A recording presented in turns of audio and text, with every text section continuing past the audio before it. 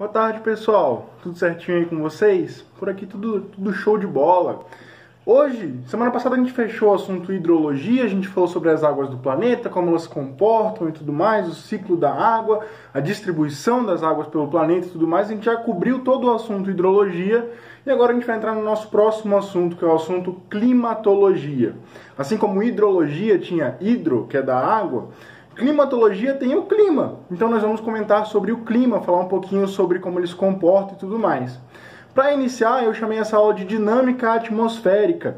Mas além da dinâmica da atmosfera, além da atmosfera em si, nós vamos falar um pouquinho sobre os elementos e os fatores climáticos, ok? Bom, eu acho que já virou praxe, né? Nos últimos 2 vídeos eu já coloquei, mas eu esqueci de avisar. Então vou avisar aqui para vocês no começo rapidinho. Aqui embaixo, na descrição, vocês encontram marcações de tempo. É só você clicar nessa marcação que você vai direto para o assunto que estava ali sendo especificado nessa marcação. Por caso você está assistindo de novo, teve alguma dúvida em algum ponto específico, não ter que ficar procurando esse ponto no vídeo, ou então você quer assistir uma leitura mais dinâmica, está um pouco sem tempo, você vai dar uma pré-assistida em alguns assuntos que você tem um pouco mais de dificuldade. Aqui embaixo você encontra todos os assuntos que eu vou abordar ao longo desse vídeo, organizados com marcações temporais, ok? Então vamos lá começar a falar sobre a dinâmica atmosfera, pessoal. Para começar a falar sobre a dinâmica da atmosfera, sobre o clima em geral, é importante que a gente entenda o que é a atmosfera. Ah, professor, eu sei, a atmosfera é o ar. Sim, é verdade, você está certo. A atmosfera é a camada de ar que envolve a Terra, é o ar que está em volta do nosso planeta. Na verdade, você pode ter atmosfera até em outros corpos celestes, até em outros planetas. Nós aqui estamos falando, obviamente, da atmosfera terrestre, que é o planeta onde nós habitamos. A atmosfera, esse aglomerado de ar, essa camada de ar, ela pode ser dividida em outras 5 camadas, ou seja, a atmosfera em si tem 5 camadas. A primeira camada, que é aquela que está mais próxima da gente, é a troposfera. Depois vem a estratosfera, mesosfera, termosfera, termosfera tem a ionosfera dentro, e a exosfera. A termosfera e a ionosfera são basicamente a mesma camada, beleza? Eu falei rápido assim, você provavelmente está um pouco perdido, mas não tem problema, que eu coloquei aqui um mapinha bem bonito que está aqui cobrindo o meu rosto, cobrindo aqui a minha imagem. Esse mapinha mostra para você o que é cada camada, beleza? Então a troposfera é a camada que a gente vai falar mais hoje, não só hoje, mas ao longo das aulas sobre clima, que é a camada onde nós vivemos, a camada mais próxima da superfície. Essa camada ela é onde se dão as manifestações climáticas, então as manifestações do clima e do tempo elas se dão na troposfera, beleza, pessoal? Aí, só para a gente entender um pouco melhor as outras camadas, a estratosfera é onde alguns jatos de alta potência conseguem circular, alguns jatos supersônicos viajam nessa camada mais alta, e é também onde fica a famosa camada de ozônio, que protege a Terra do excesso dos raios solares, beleza? Que é um debate muito grande aí, a destruição da camada de ozônio e tudo mais. Acima da estratosfera nós temos a mesosfera, beleza? Acima da mesosfera nós temos a termosfera. A termosfera ela vai ser onde nós vamos ter aquela ionosfera. A ionosfera vai fazer o seguinte, é uma camada de íons, ou seja, de partículas elétricas carregadas, vocês já devem ter visto ou vão ver isso na química, e ela reflete as ondas de rádio, então é muito útil para a radiodifusão, para você emitir ondas de rádio de um lugar para o outro. Você pode emitir essas ondas sem o medo que elas vão parar no espaço e você perca aquilo tudo. Elas vão ser refletidas pela ionosfera e voltar para dentro da atmosfera terrestre, beleza? A termosfera também é o lugar onde circulam alguns ônibus espaciais, alguns satélites e tudo mais, beleza? E a exosfera é uma camada, né? Eu esqueci de ir comentando aí. Vocês podem ver que a temperatura ela é razoavelmente baixa conforme a gente vai aumentando a altitude, né? Então ali na estratosfera ela já está menos 60, na mesosfera ela varia entre menos 5 e menos 95, na exosfera ela chega a 1000 graus Celsius, beleza? É uma camada extremamente quente. E a última camada da atmosfera já é quase espaço sideral, é a transição ali entre a atmosfera terrestre e o espaço sideral. Tem muito pouco ar, o ar ali é muito rarefeito, ele é muito, as moléculas estão muito separadas, muito distantes umas das outras, ok? Pessoal, por incrível que pareça, a parte da aula exatamente sobre a atmosfera e unicamente sobre a atmosfera já acabou. Uhul! Agora nós vamos falar sobre o clima, beleza? Nós vamos falar um pouquinho sobre as manifestações climáticas na nossa atmosfera. É importante a gente entender a atmosfera porque é na atmosfera que a gente vai ver essas manifestações climáticas, beleza? Então, uma coisa que geralmente causa um pouco de confusão, um pouco de dúvida, algumas pessoas ficam um pouco assim, tipo, nossa, mas qual que é a diferença entre tempo e clima? Tempo, pessoal, é a manifestação momentânea da atmosfera, é a condição momentânea da atmosfera. Então, eu posso falar que hoje, em Bauru, está um tempo quente e seco. Por exemplo, estou gravando no domingo, tá, pessoal? Se na quinta-feira, quando vocês forem assistir, estiver chovendo e frio, a culpa não é minha. Estou gravando isso no domingo, tá, pessoal? A gente pode falar que em Bauru está um tempo quente e seco. A gente pode falar que nos dias do inverno é mais comum nós termos um tempo frio e seco. Nos dias de verão, um tempo quente e úmido, beleza? Então, o que é o clima? Então, só antes de a gente falar o que é o clima, perdão. Quando a gente vê lá na televisão ou vai procurar na internet, né, em qualquer veículo de comunicação, os jornais falam muito a previsão do tempo. Beleza, pessoal? A previsão não é do clima, a previsão é do tempo. Você prevê como é que vai estar o tempo amanhã. Né? Vocês podem ver que eu coloquei a imagem, a primeira imagem aí é uma previsão do tempo, que tem aí Assis, Bauru, São Carlos, Campinas. Essa previsão vai falar sobre a temperatura, vai falar sobre o quanto que vai precipitar, ou seja, o quanto que vai ou pode, né, chover. Vai falar sobre a chance, então, de chuva, se chover, quanto vai chover. Essa previsão pode falar da umidade do ar, pode falar da radiação solar. Tudo isso é o tempo, é um retrato, uma fotografia de como estava a atmosfera naquele momento, beleza? Pode ser em um dia, pode ser numa tarde, numa manhã, numa noite. Show? O clima já é um comportamento um pouco mais duradouro desse tempo, ou seja, se o tempo é uma fotografia de como estava a atmosfera, o clima vai ser um álbum de fotografias. Como que essa atmosfera se comporta normalmente de determinado lugar. Para você ter uma ideia, para eu medir o tempo, eu posso medir o tempo de uma manhã, eu posso medir o tempo de um dia, eu posso medir o tempo de uma tarde, enfim, períodos pequenos. Para eu medir o clima, para eu determinar qual é o clima de uma região, eu preciso medir o tempo, as condições atmosféricas por 30 anos, para eu ter um resultado conclusivo, beleza, pessoal? Então vocês têm aí a segunda imagem embaixo, são os climas do Brasil. Então, o clima equatorial, o clima tropical, o clima semiárido, cada um deles vai ter uma característica específica.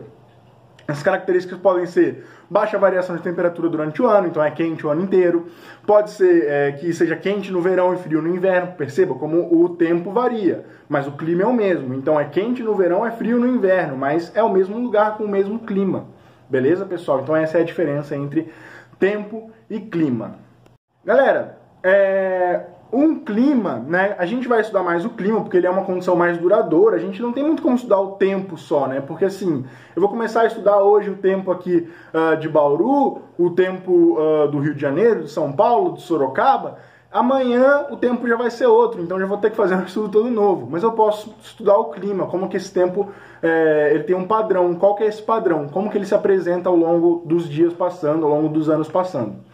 E para estudar um clima, para analisar um clima, eu tenho 4 elementos principais, que são as bases para eu estudar um clima, para eu entender como que vai se comportar um clima, beleza? Vai ser a temperatura, a radiação solar, a umidade e a pressão atmosférica. Vamos falar sobre cada um deles. A temperatura, fácil. É a quantidade de calor que eu tenho ali na atmosfera. Então, se eu falo que está 30 graus, eu tenho 30 graus de calor ali. Essa é a quantidade de calor que está presente na atmosfera num determinado lugar. E a temperatura ela vai ser influenciada por todos os outros elementos, tanto pela umidade, quanto pela radiação, quanto pela pressão atmosférica. Beleza, pessoal? A radiação solar. Galera, radiação solar é a quantidade de raios solares que incidem sobre a superfície terrestre. Faz sentido. É a radiação solar que chega à superfície.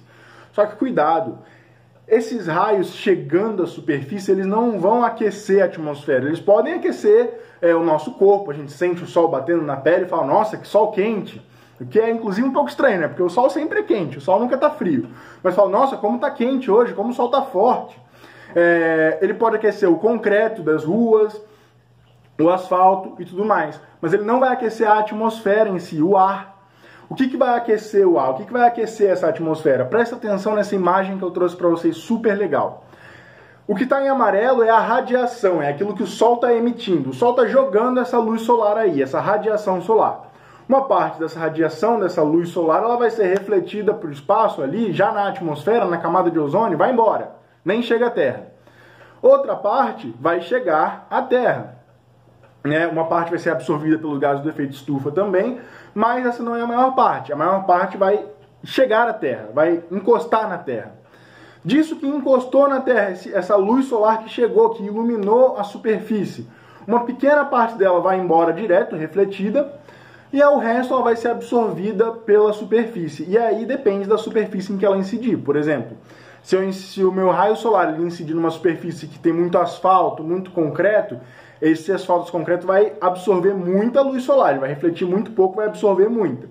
Uma superfície que tem muito verde, né, muitas gramas, árvores e tudo mais, essa vegetação ela vai refletir bastante, vai absorver menos já, beleza? E por que essa luz absorvida, essa radiação absorvida ela é importante? Porque ela, em forma de radiação infravermelha, ela vai, atenção à palavra, irradiar. Ela vai irradiar, ou seja, ela vai acabar saindo dessas superfícies onde ela incidiu mais cedo, e essa saída dessa radiação solar ali aos poucos é que vai aquecer a atmosfera. Beleza? Então o que vai aquecer a atmosfera é quando o Sol bate e depois ele irradia esses raios vermelhos que vocês estão vendo aí, essas setas vermelhas que vocês estão vendo aí. Uma parte dela vai direto para o espaço, embora, né? Linha reta. Mas uma boa parte dela vai ficar retida na atmosfera, especialmente por causa dos gases do efeito estufa, beleza? Vamos lembrar, o efeito estufa, galera, é um efeito natural que sem ele não teria vida na Terra, justamente porque ele retém o calor. Sem ele a Terra seria extremamente gelada, impossível de sobreviver à noite. O problema é o excesso deles que aquece além daquilo que a gente gostaria, beleza? Então essa irradiação vai acabar aquecendo a atmosfera. O Sol incide, essa luz solar ela é absorvida pela superfície e depois ela vai sendo liberada aos poucos, irradiada pela superfície. E essa irradiação, essa última fase, é que vai aquecer a atmosfera, vai aquecer o ar, beleza? A radiação solar ela é diferente em diferentes partes da Terra. Quem estava na minha primeira aula, que foi presencial há muito tempo, lembra que a gente podia se ver e tudo mais? Na minha primeira aula, nossa primeira aula, né, a gente falou sobre movimentos da Terra e tudo mais, a gente falou um pouquinho sobre a incidência do Sol na Terra. Né? Então, quando você incide perpendicularmente, no ângulo de 90 graus, diretamente, essa radiação vai chegar com mais força. Se ela incidir inclinada, então nos polos tem aqui a Terra, né? A Terra aqui, o Sol está incidindo diretamente aqui no Equador, no meio. Vamos supor que o Equador é aqui. Nos polos, perceba que ela chega um pouco inclinada. Aqui está o polo, a luz do Sol chega meio assim. Então ela chega menos, ela chega com menos força. Então, quanto mais próximo ao Equador, com mais força, com mais intensidade, esses raios solares vão atingir a superfície terrestre. Beleza? Então ela varia de acordo com a posição na Terra. Não é homogêneo isso. Dependendo de onde você está, a radiação é diferente. Show? Segundo elemento, pessoal, a umidade. Umidade é a quantidade de água que nós temos na atmosfera. E de onde vem essa água? Evaporação dos corpos d'água da Terra, ou seja, dos oceanos, dos rios, dos lagos, dos mares fechados, enfim, todos os corpos d'água que nós temos na Terra. Esses corpos d'água vão ser aquecidos, né, pelo Sol, eles vão evaporar e essa água vai ficar na atmosfera, esse vapor de água vai ficar na atmosfera. Ou a evapotranspiração dos seres vivos. Ou seja, seres vivos que vão transpirar, vão ter evaporação de líquidos, né, por causa de dejetos que são liberados, ou enfim, qualquer outro tipo de interação que eles vão ter aí que vai liberar água no ambiente. Essa água vai evaporar, além da própria transpiração, que sai direto dos seres vivos. Essa água vai evaporar e vai também fazer parte da água, do vapor de água presente na nossa superfície, beleza? Nós temos dois conceitos aí, a umidade absoluta. O que é a umidade absoluta? É a quantidade total de água que tem na atmosfera. Tem tanto de água na atmosfera e ponto final, acabou. E nós temos a umidade relativa, o segundo conceito, que é mais comum da gente ver, que é mais comum da gente usar porque ele é mais útil para a gente na maioria das vezes. Que é a umidade relativa, é a quantidade de água que eu tenho na atmosfera em relação à capacidade máxima da atmosfera. Como assim a capacidade máxima? A atmosfera ela pode suportar um tanto de água antes que essa água comece a precipitar e chover. Beleza? Antes que essa água comece a se condensar e precipitar na forma de chuva. Então a gente chama esse momento, essa quantidade de água que acaba chovendo, que acaba precipitando, de 100% de umidade relativa do ar. Quando a umidade relativa está em 100%, não quer dizer que eu só tenho água no ar. Não, eu tenho tudo, tenho oxigênio, tenho nitrogênio, tenho gases do efeito estufa, só que quer dizer que a quantidade de água que eu tenho no ar é suficiente para que essa água não se sustente mais na atmosfera e acabe precipitando, chovendo, beleza? Então nós temos aí um gráficozinho que eu trouxe para vocês, que ele foi feito ali pela uma recomendação da OMS. Abaixo de 12% nós temos que é um estado de emergência, né? Menos de 12% de umidade relativa do ar é um estado de emergência, é um estado perigoso para a saúde humana. Né? Então a gente tem que tomar bastante cuidado, tomar mais líquidos, especialmente água, enfim.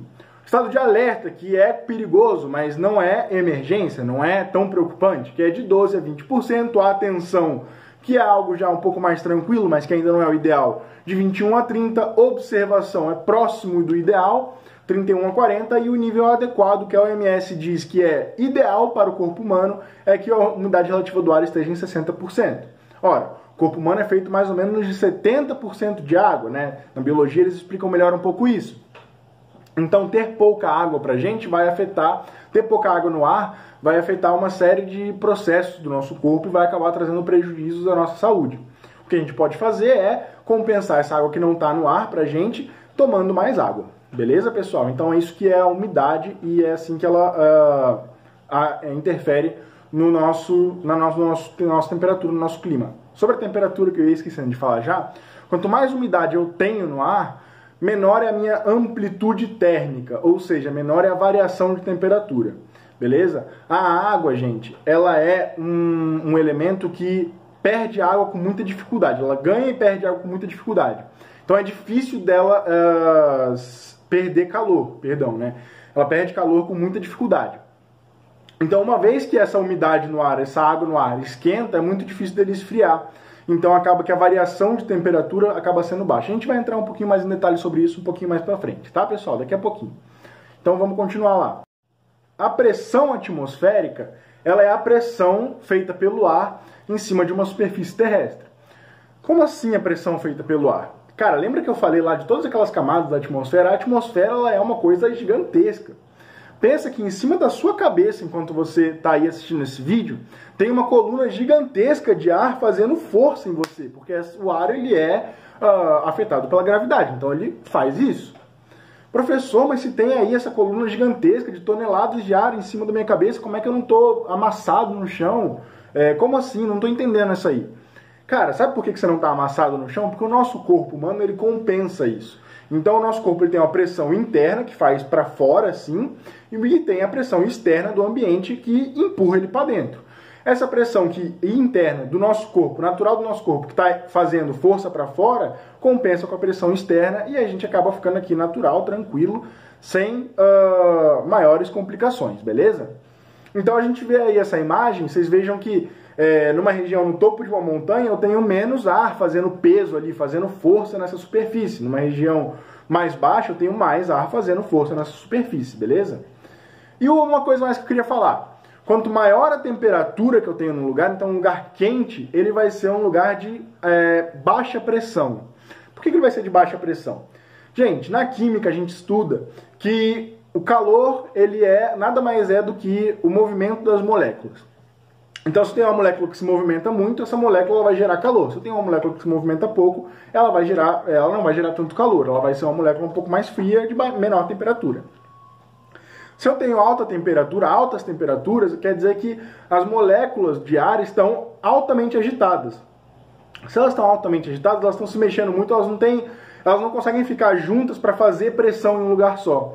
Se a temperatura está baixa, elas acabam ficando pouco agitadas, elas acabam ficando um pouco mais juntas, né? Um pouco mais condensadas, compactadas e acabam fazendo um pouco mais de pressão, beleza? Então, quanto maior a temperatura, menor a pressão, quanto menor a temperatura, maior a pressão, beleza? São inversamente proporcionais. E ainda sobre a pressão, pessoal, eu queria falar que no planeta nós temos o que nós chamamos de áreas ciclonais e áreas anticiclonais. Áreas ciclonais são áreas de baixa pressão atmosférica. Geralmente são as áreas mais quentes do planeta, as regiões tropicais e próximas ao Equador, as equatoriais. Essas regiões elas vão ser receptoras de vento, beleza? enquanto as áreas anticiclonais vão ser as áreas de alta pressão atmosférica, formadoras de vento, e vão ser as regiões mais frias do planeta geralmente, polares, temperadas ou subtemperadas. Agora, por que tem essa relação de receptoras e formadoras de vento? E agora é importante que isso não é decoreba, eu juro pra você, eu prometo pra você, não é decoreba. Preste atenção e vamos entender isso, porque uma vez que você entenda, você não precisa decorar, na hora da prova você vai lembrar. Mano, o vento, ele nada mais é do que o movimento do ar. Uma área de alta pressão é uma área onde as moléculas estão ali condensadas, não tem espaço. Pensa na área de alta pressão sendo você pegando um ônibus lotado, que você não consegue se mexer, ai meu Deus. Pensa nisso. As moléculas de ar são como você no ônibus. Quando você está lá no ônibus lotado e você vê que tem um outro ônibus indo para o mesmo lugar vazio, ninguém percebeu, só você. Você vai rapidinho descer do ônibus que você está e subir no ônibus vazio. Ao passar do tempo, as pessoas vão fazer esse mesmo movimento. Pensa nesse movimento sendo o movimento das moléculas de ar. As moléculas que estão ali todas espremidas, todas juntas, comprimidas, desconfortáveis, elas vão começar a procurar um lugar onde tenha espaço, onde elas tenham maior liberdade. Então vai ser as regiões de baixa pressão, as regiões de alta temperatura. Beleza, pessoal? Então elas vão sair dos lugares onde elas são pressionadas, alta pressão, pressionadas, sem espaço, para os lugares onde elas têm menor pressão, onde elas não estão pressionadas, elas não têm espaço. Então elas vão fazer esse movimento, beleza? Então os ventos eles vão fazer esse movimento dos lugares frios de alta pressão para os lugares quentes de baixa pressão. Show, pessoal? Então das áreas anticiclonais para as áreas ciclonais. Vamos lá. Galerinha, os elementos climáticos que definem um clima são esses 4 aí. Só que esses elementos eles não são tão simples assim. Eles não agem sozinhos. Eles têm os fatores climáticos que vão influenciar esses elementos. Ou seja, são fatores que vão influenciar se um lugar é mais quente, mais frio, vão influenciar se um lugar tem maior pressão, menor pressão, vão influenciar se um lugar tem mais umidade, menos umidade. Beleza? Se um lugar tem mais radiação ou menos radiação. Esses fatores climáticos, eles são latitude, ou seja, a distância da linha do Equador. Lembra? Fiz isso em sala de aula, hein, galera? Eu não acredito que eu vou passar essa vergonha no YouTube. Mas beleza. Latitude, os cães latem nessa direção. Eles latem aqui, ó. Então, as latitudes, elas são as linhas horizontais. Então, eu tenho o Equador como sendo a baixa latitude, 0, a menor latitude. E aí, conforme eu vou me afastando do Equador, aumenta a latitude.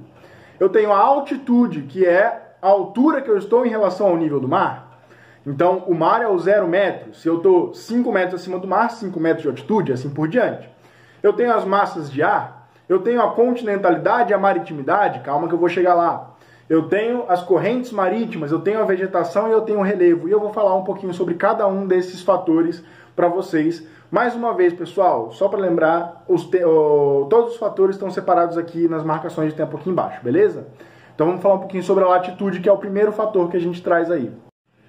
Pessoal, a latitude nada mais nada menos é do que, como eu acabei de falar, a distância da linha do Equador. Maior latitude, mais longe da linha do Equador, menor latitude, mais próximo à linha do Equador, até que eu chego à latitude 0, que é a linha do Equador. Então, menores latitudes, o Equador ou regiões próximas recebem os raios solares perpendiculares, como eu já falei. Eles chegam ali no ângulo de 90 graus, chegam ali incidindo diretamente, com mais frequência. Não importa muito a região, a época do ano, os raios solares sempre vão incidir com muita frequência ali na região do Equador, beleza? Então vai ser uma região muito quente. Então quando eu tenho maiores latitudes, regiões mais distantes da linha do Equador, eu tenho a temperatura diminuindo simplesmente porque os raios solares chegam com menos intensidade ali, chegam mais inclinados. Beleza, pessoal? Então esse é o primeiro fator que influencia os climas aí. O próximo fator, pessoal, é a altitude. A altitude é a distância em metros que eu tenho de um lugar para o nível do mar. Então, eu tenho o mar sendo 0. Eu tenho ali uma montanha de 4.000 metros, são 4.000 metros de altitude, 4.000 metros em relação ao nível do mar, beleza? Quando eu tenho uma altitude maior, quanto mais alto eu vou, menor é a concentração de gases na atmosfera. E eu quero que você, mais uma vez, não decore, entenda. Entende comigo aqui.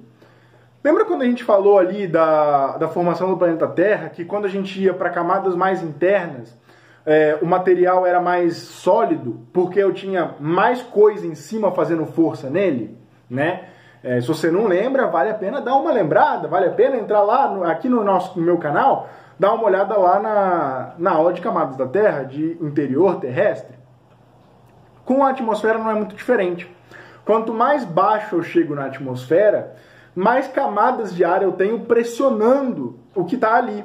Então eu tenho a primeira camada, a exosfera, não tem nada pressionando ela, é o espaço sideral, não tem nada fazendo força nela para baixo. Então as moléculas de ar estão tranquilonas, não tem nada empurrando, uma bem longe da outra ali. Quanto mais eu vou descendo, mais coisa eu tenho pressionando, então as moléculas ficam mais pressionadas, ficam mais apertadas ali, e aí eu tenho maior concentração dos gases, beleza? Eles estão mais concentrados, mais pressionados ali. Dentro das camadas isso acontece, então eu tenho no nível do mar muita coisa pressionando o ar que está ali. Quanto mais eu vou subindo, então eu chego 1000 metros, então já tem menos 1000 metros de ar ali pressionando. Então eu tenho o ar um pouco mais rarefeito, que a gente chama. Um pouco mais distantes as moléculas umas das outras. Então eu tenho 4000 metros mais ainda e assim por diante. Beleza? Então, se eu tenho menor a quantidade, a concentração de gases na atmosfera, menos moléculas de gases que vão reter aquele calor irradiado eu vou ter. Então eu vou ter menor temperatura também. Outro fator importante, as superfícies em altas altitudes costumam ser menores. Dá uma olhada aí que eu trouxe essa montanha para vocês. Percebam que lá no topo da montanha não tem uma parte plana, um grande campo onde o sol vai irradiar ali naquela parte plana e reter aquele calor, enfim. Não, eu tenho pequenas pontas e tudo mais, o sol vai bater meio irregular ali. Então eu tenho menos superfície irradiando esse calor também. Então eu tenho menos calor sendo irradiado e menos gases para reter esse calor irradiado. Então quanto mais alto eu vou, quanto maior a altitude, quanto maiores as montanhas que eu escalo, menor vai ser a temperatura. Eu peguei essa imagem aí, pessoal, é da Cordilheira dos Andes, no Chile, uma região ali tropical, beleza? E aí você pode falar, nossa professor, a região tropical, né, a região ali entre os trópicos, com neve, com tudo isso, mas é por isso, são montanhas muito altas. Quanto mais altas as montanhas, menor vai ser a temperatura, beleza? Então, quanto maior a altitude, menor a temperatura. Show? Por isso que Campos do Jordão é uma cidade fria, porque ela é uma cidade alta. Show, pessoal? Então vamos continuar aí. Outro fator importante são as massas de ar. O nome é bem sugestivo. O que é uma massa de ar? É uma grande quantidade de ar que tem características semelhantes. Essas características elas vão ser herdadas, vamos falar assim, do local de fundação, de formação dessa massa de ar. Então, por exemplo, eu tenho aí as massas de ar nesse mapa. A massa de ar ali que está como MTA, massa tropical atlântica. Ela é uma massa de ar tropical porque se forma entre os trópicos, atlântica porque se forma no Oceano Atlântico. Ela é uma massa que está aí como vermelha porque ela é uma massa de ar quente, né? Olha a característica de onde ela se formou, na região dos trópicos, é quente. Ela é uma massa de ar úmida, eu posso dizer, porque ela se forma em cima do oceano. Então, ela se formando em cima do oceano, o oceano é um lugar com muita água. Essa água que vai evaporar vai ficar ali naquela massa de ar. Então, ela é uma massa úmida. Aí nós temos a MTC. MTC, massa tropical continental. Essa vai ser uma massa já quente também, que se forma entre os trópicos, né? Mas ela vai ser uma massa seca de ar, porque ela se forma no continente. Dentro do continente, as massas de ar que se formam são geralmente mais secas, beleza? E as massas de ar que se formam no oceano são úmidas. Agora vamos falar sobre a MEC, massa equatorial continental, é uma massa quente que se forma ali na região do Equador, então ela é muito quente. Por que ela é uma massa continental? Então quer dizer que ela é uma massa seca? Não. Ela é uma exceção. Assim como massas que se formam em regiões de florestas tropicais são uma exceção. Florestas tropicais ou florestas equatoriais. Essas florestas elas têm muita evapotranspiração dos seres vivos que ali habitam.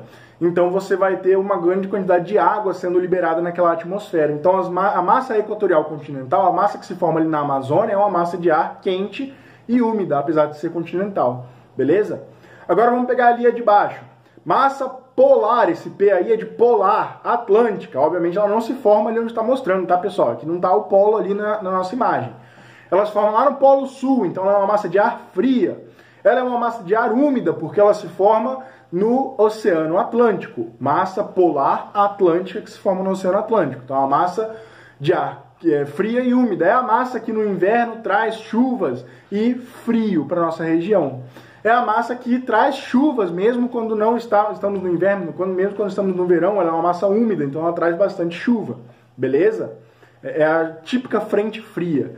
Frente, pessoal, nada mais vai ser do que a parte da frente mesmo, a primeira parte que entra em um território dessa massa. É a frente, ela pode ser uma frente quente, uma frente fria, enfim. As massas de ar, elas têm um deslocamento por diferença de pressão, aquilo que eu já expliquei. Elas vão sair da área de maior pressão, de alta pressão, para a área de baixa pressão. Elas vão levar as características de uma região para outra. Então a massa polar vai levar o frio lá da região polar aqui para a região tropical, por exemplo. As massas oceânicas vão trazer a chuva, vão trazer a umidade vinda do oceano para a região continental e aí por diante, beleza? Então essas massas elas vão levar características de um lugar de origem para o seu destino. Show? Ok, pessoal, vamos continuar. Não sei se vocês chegaram a ver no final do último vídeo, talvez não tenha dado pra ver. Minha câmera deu uma caída aqui, então não sei nem se o ângulo tá o mesmo, porque eu tive que fazer uma gambiarra aqui. Eu uso uns cadernos para fazer o suporte do meu celular aí, e aí eu tive que fazer uma pequena gambiarra aqui. Mas tudo voltou ao normal, tudo tá certo. E o próximo conceito que nós vamos falar é o conceito de maritimidade. Esse é facinho. Maritimidade é a proximidade de um lugar com o mar, com o oceano. Então, um lugar litorâneo, uma praia, ela tem uma altíssima maritimidade. Um lugar no interior já tem uma maritimidade bem baixa, beleza? Então, nós podemos falar que o centro-oeste brasileiro tem pouquíssima maritimidade.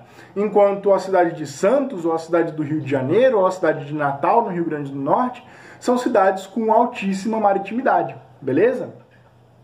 Quanto maior a maritimidade, menor a amplitude térmica, beleza, pessoal? É aquilo que eu falei para vocês. Amplitude térmica é a variação entre a temperatura máxima e a mínima. Então, se um dia tem 30 graus de máxima e 15 de mínima, eu posso falar que a amplitude térmica foi de 15. Ou, se eu tenho um dia com 20 graus de máxima e 5 de mínima, a amplitude térmica daquele dia foi de 15 graus, né? 20 menos 5, beleza? Pessoal, aí aquilo que eu já tinha explicado, vou revisar rapidão, tá? A água é um elemento que ela retém calor com muita facilidade, ou seja, uma vez que ela segura o calor, é difícil dela largar, ela demora a largar. Então, quando eu tenho muita água, essa água no ambiente, na atmosfera, essa água na atmosfera ela vai acabar retendo esse calor, ela vai acabar tendo dificuldade de liberar esse calor. Então, por exemplo, o calor que ela adquiriu durante todo o dia, ela não vai perder com facilidade à noite. Por isso que, eu não sei, quem já foi pra praia num dia muito quente, né? Muito quente mesmo, você percebe que à noite continua aquele abafado, continua aquele calor forte, assim, né? Não é um calor ardido porque não tem o sol, mas é um calor abafado. Você percebe que o calor não foi embora, não dissipou. É por causa disso, pela alta umidade do ar, beleza? Então, pouca água no ambiente é o sinônimo de variação alta de temperatura. E é por isso que os desertos podem ter dias muito quentes, mas as noites no deserto são muito frias, né? Então, se você por algum acaso for fazer uma aventura no Saara, leva lá protetor, enfim, mas leva uma roupa de frio também, pelo amor de Deus, viu? Que à noite é extremamente frio, temperaturas chegam a ser negativas. Porque os desertos eles não têm água no ambiente quase, eles têm pouquíssima, quase nenhuma água na atmosfera. Então não tem essa água que vai reter o calor para as noites, beleza? Pessoal, eu trouxe aqui para vocês ainda um gráficozinho. Eu queria pedir 1000 desculpas para vocês pela qualidade do gráfico. Eu sei que tá péssimo, mas foi o melhor que consegui achar. Melhor conseguir achar simplificado, que fosse fácil da gente entender, beleza, pessoal? Que é um gráfico que mostra pra gente, um esqueminha que mostra pra gente a direção das brisas nas cidades litorâneas, nas regiões litorâneas. De dia, o vento sai da área oceânica e vem pro continente, vem pro litoral. Por quê? De dia, né, de manhã, por exemplo, aquela água que estava no ambiente, que obviamente tem mais sobre o oceano do que sobre o litoral, ela foi perdendo durante a noite todo aquele calor que ela tinha retido durante o dia seguinte. Ela demora, mas ela perde. Então, de manhã, ela perdeu uma boa parte daquele calor já. Então, nós temos um ar frio em cima do oceano. E o Sol, ele esquenta com muita facilidade a superfície com concreto, a superfície com asfalto e a superfície especialmente com areia, né? Tem lugares, então, mais naturais, de praia natural, mais natural, sem tanta intervenção do homem. Ele esquenta com muita facilidade a areia, mas com um pouco mais de dificuldade a água. Então, nós temos um ar quente na areia e um ar frio no oceano. Nós temos o frio com alta pressão, o calor com uma baixa pressão. Nós vamos ter o movimento do vento saindo da alta pressão fria para a baixa pressão quente. Então, a brisa vem do oceano para o continente. À noite, quando chega a noite, o Sol já passou o dia inteiro esquentando as moléculas de água que nós temos ali em cima do oceano. Então, aquelas moléculas estão com muito calor. Então, em cima do oceano tem um ar quente. Em compensação, no continente, o ar está um pouco mais frio, porque todos aqueles elementos, né, a areia especialmente, mas os elementos urbanos também que nós possamos ter, a areia especialmente, né, pessoal, perde calor com um pouco mais de facilidade. Então, quando chega a noite, a areia está fria. Pode fazer o teste. Se você for na praia, pisa na areia de dia, que vai estar super quente, queimando o pé, não pisa muito, cuidado. E à noite você pisa na areia também. Com cuidado, porque vai estar escuro, você pode pisar em alguma coisa que vai machucar você aí. Mas você vai ver que à noite a areia já está muito fria, ela perde esse calor com muita facilidade. Mas ela ganha com muita facilidade também durante o dia. Então nós vamos ter um ar quente na areia, um ar frio na areia, perdão, um ar quente no oceano. Então esse ar vai fazer esse movimento de volta, beleza? Então de dia a brisa sai do oceano para o continente e de noite ele sai do continente para o oceano, beleza? Gente, eu vou passar rápido sobre essa questão da continentalidade, que é o próximo conceito, porque a continentalidade é exatamente o inverso da maritimidade. Ou seja, é a distância que eu tenho do oceano. Quanto maior essa distância, quanto mais para dentro do continente eu tô, maior a minha continentalidade. Quanto mais para o litoral do continente eu tô, menor a minha continentalidade, beleza? Então, continentalidade e maritimidade são inversamente proporcionais. Quanto maior a continentalidade, então maior vai ser a amplitude térmica, justamente porque menos água eu vou ter por causa da distância dos oceanos. Show, pessoal? Então vamos falar um pouquinho já sobre as correntes marítimas. Correntes marítimas são massas de água, são como se fossem avenidas, vamos pensar como se fossem avenidas de água que seguem sempre o mesmo fluxo, beleza? Então a água naquela região vai sempre seguir aquele mesmo fluxo. Show? Por que existem essas correntes marítimas? É uma série de fatores. Tem os ventos, tem a rotação terrestre, que causa o efeito de Coriolis. O efeito de Coriolis é o quê? Os fluidos, né? Então, tanto a água quanto o ar no norte, né? No hemisfério norte, vão fazer os movimentos em sentido horário. Enquanto no sul, no hemisfério sul, vão fazer movimentos em sentido anti-horário. Vocês podem até olhar o mapinha aí e verem que isso se aplica. No norte, os movimentos são horários. No sul, os movimentos são anti-horários. A rotação da Terra é que vai fazer isso. E também uma busca por equilíbrio térmico. Ou seja, as correntes que são frias, que se originam nos lugares mais frios do planeta, próximos aos polos e tudo mais, vão buscar ir para regiões quentes, para buscar um equilíbrio maior térmico. As correntes de água quente, elas vão buscar ir para regiões mais frias, para buscar um equilíbrio maior térmico também. Vocês podem perceber isso pela imagem também, beleza? Então as correntes podem ser frias ou quentes, baseado no lugar onde elas vão se formar. Show? Agora eu quero mostrar para vocês esse esqueminha aqui que mostra o deserto do Atacama, mas nós podemos falar sobre isso, sobre vários desertos no mundo.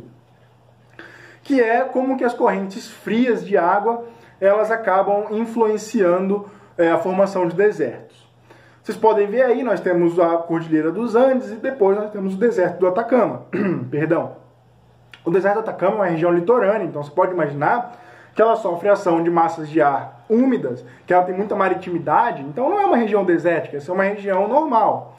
Só que tem um problema.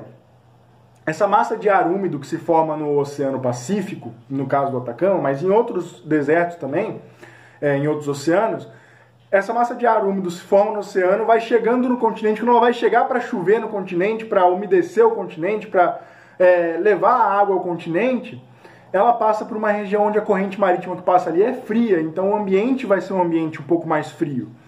Então essa corrente de ar úmido, a massa de ar úmido, ela vai passar, vai esfriar. Quando esfria, essa água que estava em estado de vapor esfria também, acaba condensando e chove. Então chove tudo na região da corrente fria, e quando a massa de ar passa da corrente fria e chega no continente, ela já é uma massa de ar seca. Então raramente chega massas de ar úmidas, chega massa de ar carregadas com chuva para essas regiões desérticas por causa dessas correntes frias, ok? Então, as correntes frias têm um papel decisivo aí para a formação de alguns desertos no mundo. Show de bola, pessoal? Então vamos lá. Galera, falar um pouquinho sobre a vegetação. A vegetação é o penúltimo elemento que eu queria falar com vocês, penúltimo fator, né? Eu queria falar com vocês que acaba influenciando os climas. E é o seguinte, um lugar onde eu tenho a vegetação densa, então, como vocês podem ver, a primeira imagem que eu trouxe para vocês é uma imagem da floresta amazônica. Então, vegetação densa, você nem consegue ver o solo, só vê a copa das árvores. Isso vai ter uma influência tanto na incidência dos raios solares, como também na quantidade de umidade, beleza?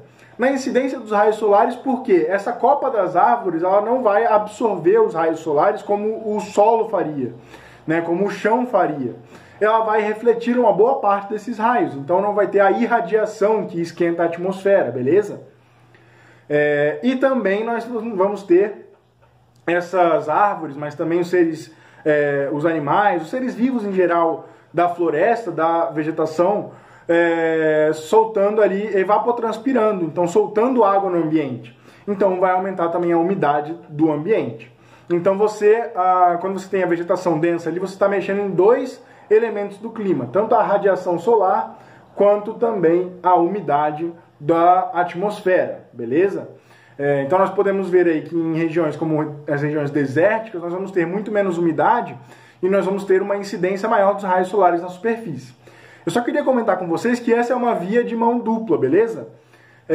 Do mesmo tempo que a vegetação influencia o clima também influencia a vegetação. Então uma região que já é mais úmida vai ser mais propícia para uma floresta mais densa, uma floresta mais complexa surgir ali. Uma região que é menos úmida vai ser menos propensa para uma floresta mais densa surgir ali. Beleza, pessoal? Então é uma via de mão dupla. A vegetação influencia o clima, mas o clima também influencia a vegetação. O último fator que eu vou comentar com vocês que influencia os elementos climáticos é o relevo. O relevo, ele pode dificultar ou facilitar a passagem das massas de ar. Beleza? Eu queria falar um pouquinho com vocês que é diferente da questão da altitude. Você pode falar, professor, mas a altitude também tem a questão do relevo, né? As montanhas são formações de relevo ali e tal, que vão ter a temperatura. Tá certo, beleza, tá certo isso. Só que eu quero falar o relevo agindo como barreira natural. E aí não tem como falar disso sem lembrar daquilo que eu já comentei mais de uma vez com vocês, que são os rios aéreos ou rios voadores. A massa de ar ali que vai se formar na Amazônia, extremamente úmida, ela vai sendo carregada ali como quem quer ir para o Oceano Pacífico. Observa a seta azul que eu coloquei no mapa. Só que ela chega ali naquela região mais avermelhada do mapa, que esse vermelho quer dizer que é uma região de montanhas, uma cadeia de montanhas. Ali é a Cordilheira dos Andes. Altíssimas montanhas. Percebam que é um vermelho bem forte, bem escuro. Ela não consegue passar por essas montanhas, elas servem como uma barreira. Então essa massa de ar úmido ela vai bater nas montanhas, na cordilheira, e vai voltar para dentro do continente. Então o relevo aí agindo como uma barreira natural às massas de ar, que sem o relevo, né, sem essas barreiras, poderiam passear ali tranquilamente e ter rotas diferentes do que elas têm no mundo real, na realidade aí. Show, pessoal? Então é isso, a aulinha de hoje terminou. Nós temos aí 2 exercíciozinhos que eu trouxe para a gente resolver, fixar o conteúdo, treinar um pouquinho aí, para a gente finalizar os nossos estudos sobre a primeira parte de climatologia que eu queria falar com vocês, que é realmente a dinâmica atmosférica, os elementos climáticos e os fatores que influenciam esses elementos. Então vamos lá fazer os exercícios para a gente ficar craque no assunto. Show? Vamos lá, pessoal!